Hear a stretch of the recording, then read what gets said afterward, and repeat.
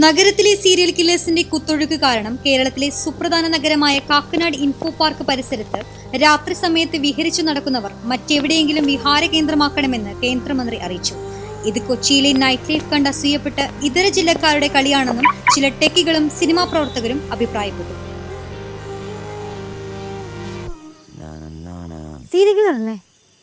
അതെ, എന്നെ പരിചയമുണ്ടോ?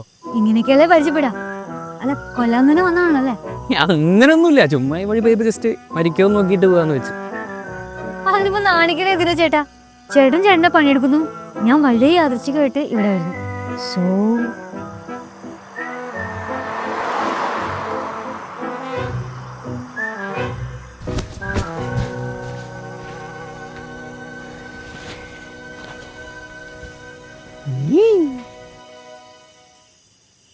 രക്ഷപ്പെട്ടു നിനക്ക്.